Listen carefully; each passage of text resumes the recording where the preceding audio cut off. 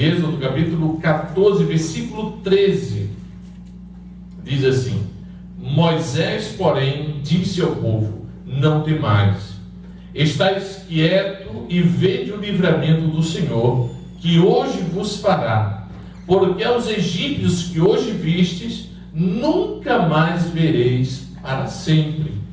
O Senhor pelejará por vós e vos calareis. Amém? Glórias a Deus. Tome seu assento, continue glorificando o nome do Senhor Jesus, porque os testemunhos que ouvimos aqui, as bênçãos, não é? Como falou muito bem o irmão Cleiton, não é? As bênçãos de Deus pela obediência, pela perseverança, por ser fiel ao Senhor, não é? Como falou aqui o pastor, não é? Não dando ouvido aos espíritos enganadores, não é verdade? Porque muitos hoje, irmãos, deixaram de ser abençoados, deixaram de ser dizimistas, deixaram de abençoar a casa do Senhor, porque deram ouvido a espíritos enganadores. Espíritos que estão soltos por aí. Tem um espírito solto na internet que é terrível, não é? Se você der ouvido, é capaz de você se desviar, menos ainda contribuir na obra do Senhor, não é?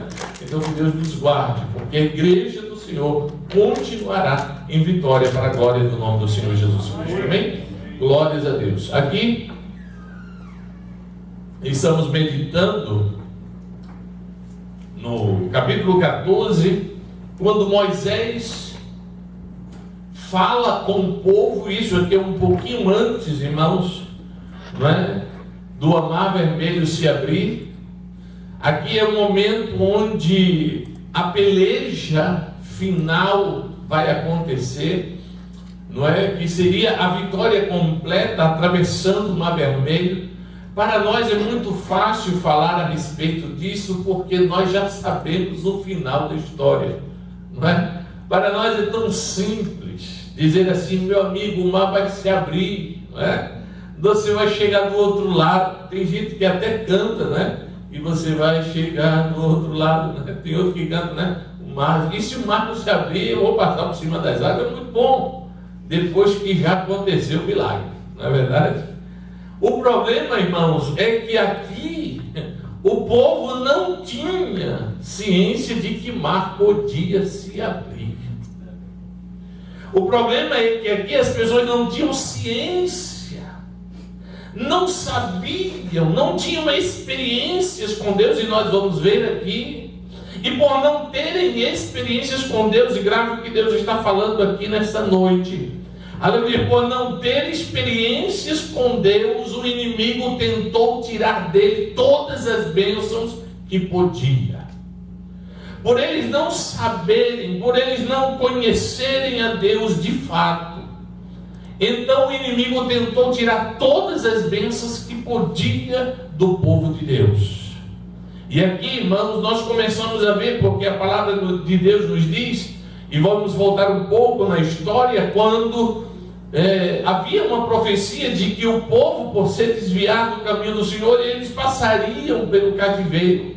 430 anos passariam no cativeiro.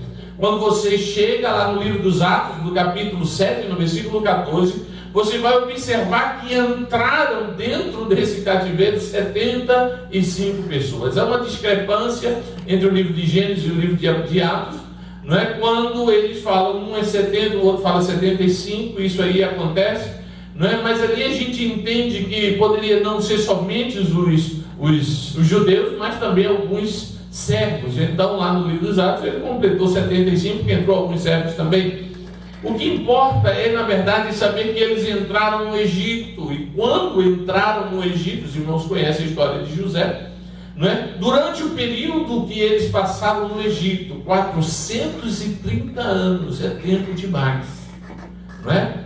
O povo cresceu no meio do Egito, vendo os deuses do Egito trabalhar, vendo os deuses do Egito fazer grandes coisas por eles, não é? Fazia aqueles milagres, e muitos eram enganação dos próprios feiticeiros lá, mas havia ali os deuses que enganavam o povo, não é? Então, apesar do povo de Israel manter uma tradição, apesar do povo de Deus manter aquela tradição de confiar em Deus, de falar das coisas de Deus, mas eles não conheciam o poder de Deus de fato.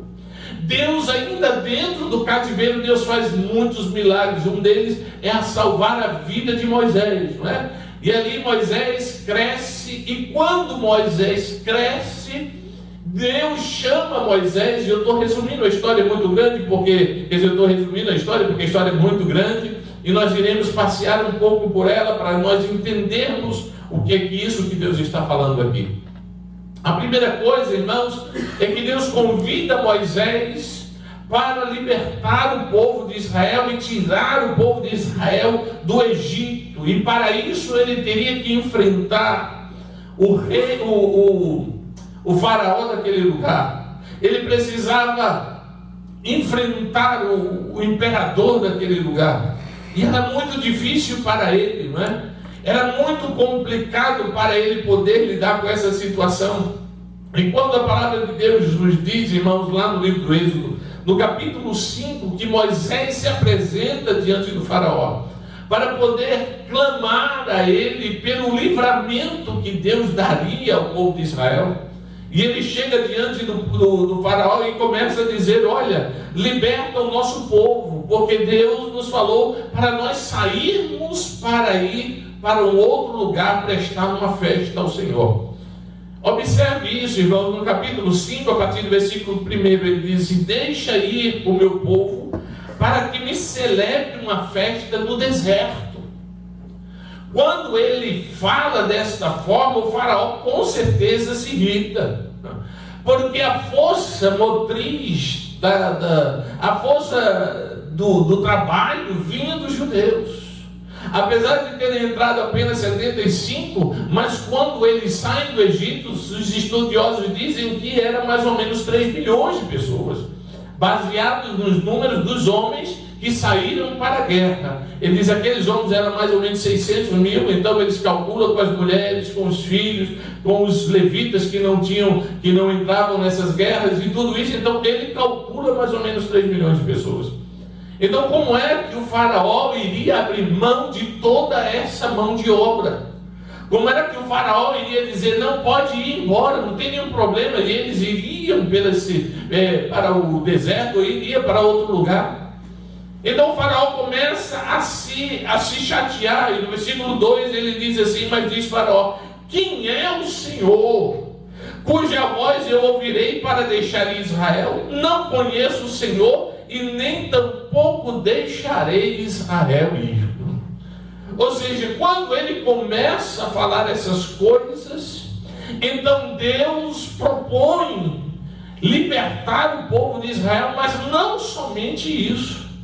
Deus coloca assim, que iria libertar Israel, mas iria fazer o nome dele conhecido em todo o lugar que Israel passasse.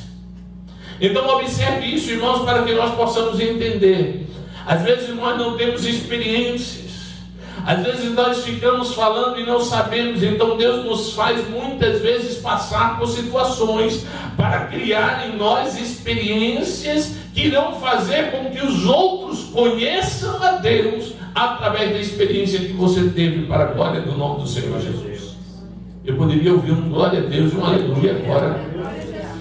Porque independente da luta que você passar, Deus vai estar com você. Você vai vencer em nome do Senhor Jesus Cristo. E as pessoas que estiverem ao seu redor, elas vão acreditar no que Deus está fazendo na sua vida, porque Deus vai fazer coisas grandes.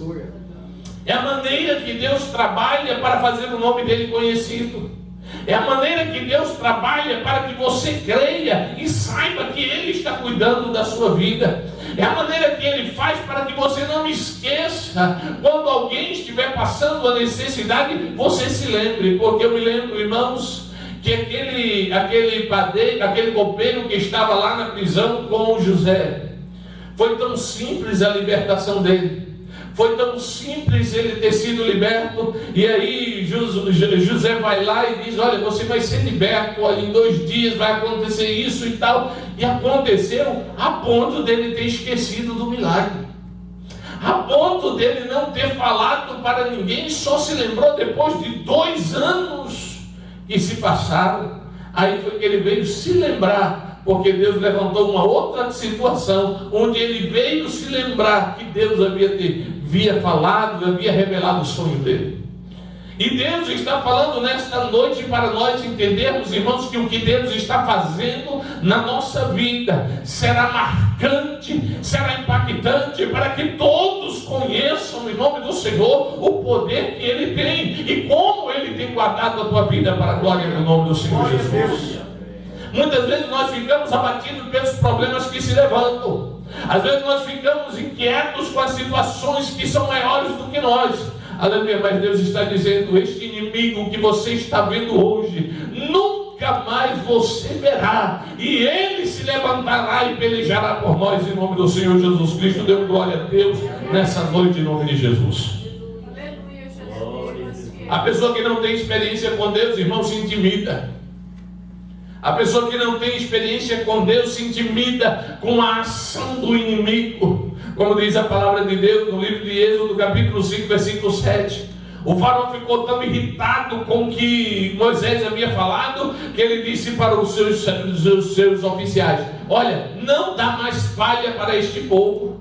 Manda eles ir buscarem as palhas e eles fazerem os tijolos. Ou seja, o povo de Israel, além de estar trabalhando, agora tinha que ir buscar as palhas e trazer, ou seja, o trabalho iria ser multiplicado para poder fazer o trabalho dele. O inimigo começa a tentar de alguma forma para intimidar o povo de Deus, irmãos, a não sair da sua mesmice, porque o que o inimigo queria era que o povo de Israel ficasse ali na escravidão, ali vivendo na escravidão sem prosperar. Mas Deus disse: não, eu quero que você se levante, que você saia, porque há um trabalhar para a tua vida, em nome do Senhor Jesus Cristo. Dê glória a Deus nessa noite. Aleluia. E se o crente não estiver observando, ele se intimida. E quando o inimigo se levanta, Deus fala para Moisés: continua, porque, irmãos, hoje nós temos visto muitas vezes o inimigo ditar as regras para a igreja, não é? Quantas vezes eu vejo pessoas dizer: não, você não precisa ir para a igreja, não, né? Fica em casa mesmo, assiste pela internet, não é? Quantas vezes a gente vê as pessoas: não precisa ler tanto a Bíblia, não precisa ser dizimista, não precisa isso, não. Enquanto o inimigo está orientando alguns dentro da igreja, Deus está falando com a igreja do Senhor para se levantar e observar as coisas que vão acontecer em nome do Senhor Jesus. Aleluia. Muitos irmãos já estão perdendo o prazer de orar, de buscar a face do Senhor. Muitos conhecem a Bíblia dos versículos que lê no Facebook, né? Só lê aqueles versículos lá e manda, às vezes nem lê o versículo, já manda para todo mundo. A gente pensa até que a pessoa leu, né? Nem leu, nem meditou, na verdade, não sabe o que era a palavra de Deus. Não tem prazer na lei do Senhor. Por quê? Porque o inimigo vai acovardando, vai bramando como leão, e muitos estão acovardados, parados nos seus lugares. Mas enquanto tem uns assim, Deus está levantando um novo tipo de crente que vai continuar glorificando a Deus, ainda no meio da tempestade, ainda no meio da fornalha, ainda onde passar, ele vai continuar dando glórias a Deus em nome do Senhor Jesus Cristo. Dê glória a Deus nessa noite. Porque Deus está convidando a igreja a não ficar quieta, a interceder um pelo outro. A luta da irmã Johanna é a luta da igreja toda. Aleluia, a luta da irmã Edson é a luta da igreja toda. Todos nós nos dobramos, oramos. Aleluia, é por isso que a igreja vai vencer em nome do Senhor Jesus Cristo. Nós não ficamos com as nossas guerrinhas, intimidados, com medo que os outros saibam, não. Nós clamamos a igreja e a igreja intercede, e o Senhor entra na batalha para a glória do nome do Senhor Jesus Cristo. Aleluia, o faraó fica querendo intimidar, fica querendo fazer com que você não saia do seu lugar, que você não prospere, que você não avance, que você não cresça. Mas Deus está dizendo: olha, este inimigo que você está olhando hoje, nunca mais vereis em nome do Senhor Jesus Cristo. Aleluia. Eu me lembro, irmãos, que desde a minha infância, criado dentro da igreja, sempre ouvi dizer: se você for reprovado, você volta para a luta. Se você for reprovado, você volta a passar pela luta de novo. Se você falhar, você vai voltar a passar pela luta de novo. Parece aqueles estágios de videogame, né?